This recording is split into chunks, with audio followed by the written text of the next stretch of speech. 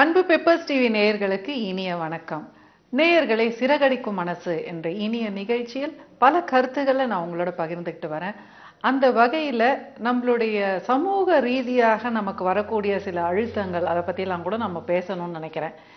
ஏன்னா இன்னைக்கு work life balance அப்படிங்கிறத நம்ம பெருசாக பேசிக்கிட்டே இருக்கோம். ஏன்னா வாழ்க்கையில் நிம்மதியாக இருக்கணும், சந்தோஷமாக இருக்கணும் அப்படின்னா அது பொருளாதாரம் மட்டும் கிடையாது. குடும்பத்தோட நம்ம எவ்வளோ நேரம் நம்ம அவங்களுக்கு நேரத்தை நம்ம கொடுக்குறோம், பணத்தை மட்டும் கிடையாது, நேரத்தை நம்ம எவ்வளோ தூரம் அவங்களுக்காக செலவிடுறோம் அப்படிங்கிறத பொறுத்தும் தான் அந்த சந்தோஷங்கிறது இருக்கு.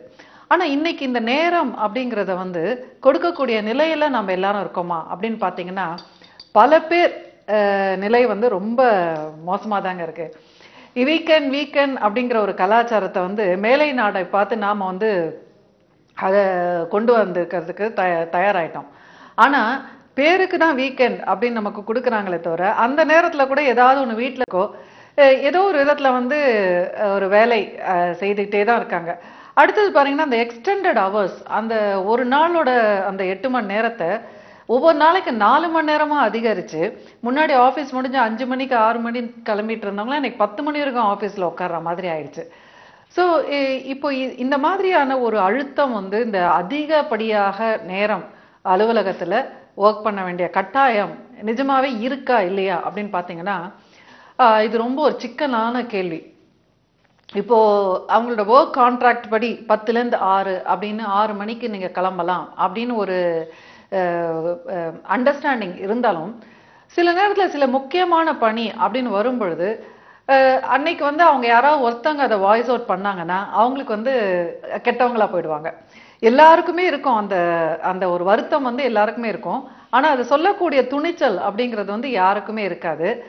ஆனால் அது துணிந்து யாராவது ஒருத்தர் வெளில சொல்லும்போது என்ன ஆகும், மற்றவங்களாம் பயந்துட்டே இருப்பாங்க. சரி என்ன ஆகுதுன்னு பார்க்கலாம், இவருக்கு சப்போர்ட் கிடைச்சதுன்னா நாமளும் கொடுக்கலாம், அப்படி இல்லை இவருக்கு ஏதாவது பாதிப்பு இருந்ததுன்னா நம்மளாம் கம்மன்னு அப்படியே இருந்துடலாம் அப்படிங்கிற ஒரு சுயநலம், ஒரு பயம் கூட சொல்லலாம். ஸோ அதனால எந்த ஒரு இடத்துலையுமே ஒரு மாற்றான ஒரு கருத்தை ஒரு துணிச்சலாக வைப்பதற்கு அப்படிங்கிறதுக்கு அது ஒரு ரிஸ்க் தான். ஏன்னா பல நேரங்களில் தனியார் நிறுவனமாக இருந்தாக்கா இந்த மாதிரி எதிர்த்து பேசுகிறவங்கள நம்ம கொஞ்சம் அடக்கி வைக்கணும் அப்படின்னு தனியாக மீட்டிங் போட்டு என்ன பண்ணுவாங்கன்னா இன்னும் கொஞ்சம் டிஃபிகல்ட்டாக இருக்கிற வேலையில் இல்லை துறையில் அவங்கள போடுவாங்க. ஸோ நீ அதுக்கே அவ்வளோ பிரச்சனைன்னு சொன்னியா, வா நீ உனக்கு இன்னும் சிக்கலாக கொடுக்குறேன் அப்படின்ட்டு. அப்புறம் சில நேரத்தில் என்ன ஆகிடும்னா அவங்களே வேலையை விட்டுட்டு போகிற மாதிரி பண்ணிடுவாங்க.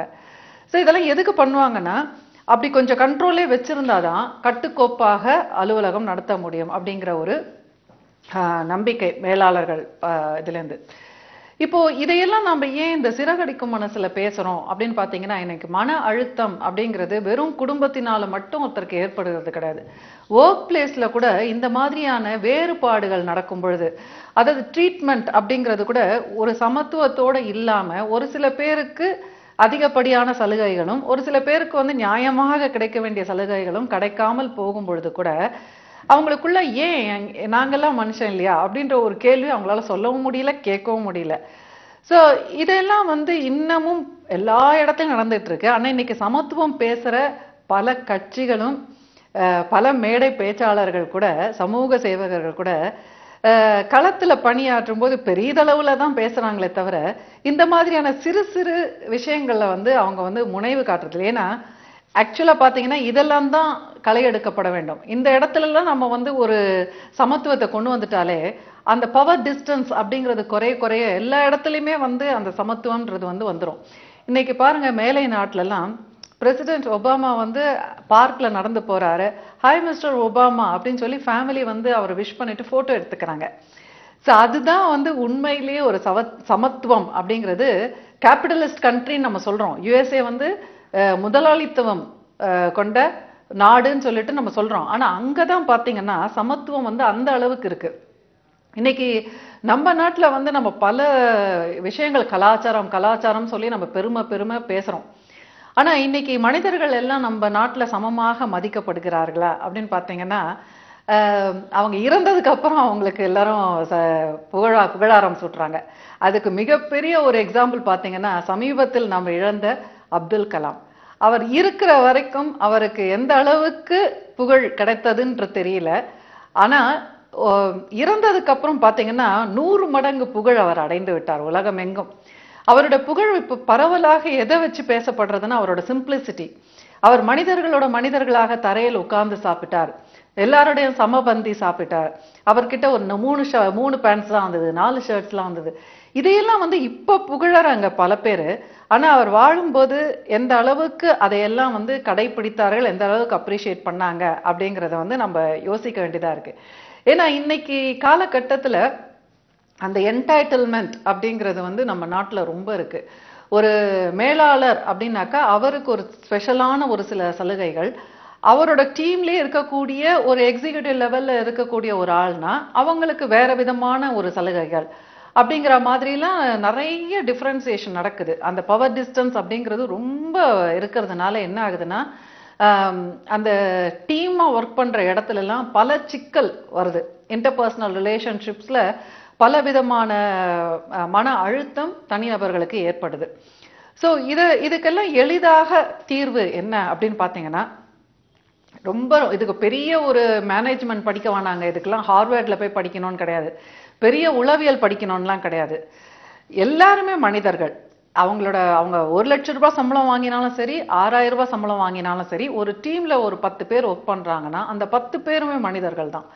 ஸோ அதுல வந்து இந்த சம்பளம் அப்படிங்கிறதெல்லாம் தவிர்த்து, மரியாதை அப்படிங்கிறதெல்லாம் தவிர்த்து, மற்ற விதங்கள்ல வந்து எந்தெந்த அளவுக்கு நம்ம சமமாக அவர்களுக்கு வந்து உரிமைகளை பகிர்ந்து கொடுக்க முடியும் அப்படிங்கிறதுல ஒவ்வொரு நிர்வாகமும் யோசிக்கும் பொழுது ஓரளவுக்கு என்ன ஆகும்னாக்கா எல்லாருக்குமே ஒரு ஊக்கம் வரும். அவர்கள் செய்யக்கூடிய தொழிலை நினைத்து அவர்களுக்கு ஒரு பெருமிதம் வரும்.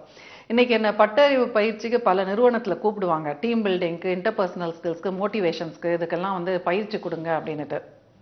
ஆனா as a சேஞ்ச் ஏஜென்ட் நாங்க அங்க போகும்பொழுது ஸ்டடி பண்ணும்பொழுது பாத்தீங்கன்னா இந்த சிறு சிறு மாற்றங்கள்ல நிர்வாகத்துல எங்களால கொண்டு வர முடியறது இல்ல. நான் சில நேரங்கள்ல எல்லாத்தையும் ஸ்டடி பண்ணிட்டு உங்க எம்ப்ளாயீஸ்க்கு மோட்டிவேஷன் இதெல்லாம் கொடுக்கறத விட இதெல்லாம் தான் என்னோட சஜஷன்ஸ், இதை நீங்க இம்ப்ளிமெண்ட் பண்ண முடியுமா அப்படின்னாக்கா அவங்க வந்து சரி மேடம் நாங்க யோசிச்சு உங்களை கூப்பிடுறோம் அப்படின்வாங்க. ஏன்னா அவங்களை பொறுத்த வரைக்கும் அவங்க சொல்றதை நம்ம செஞ்சுட்டு போனாதான் ட்ரைனிங். ஸோ இதனால பல ட்ரைனிங் வாய்ப்புகள்லாம் நான் இழந்திருக்கேன். ஆனால் நான் அதை பத்தி கவலையே பட மாட்டேன். ஏன்னா உண்மையான மாற்றம் அப்படிங்கிறது எங்க நிகழணுமோ அங்க நிகழ்ந்தாதான் வந்து சூழ்நிலையில ஒரு ஆக்கப்பூர்வமான ஒரு உணர்வுகள் பரவ முடியும். இல்லாட்டினா மன அழுத்தம் அப்படிங்கிறத வந்து நம்ம கலைந்து எடுக்க முடியாது.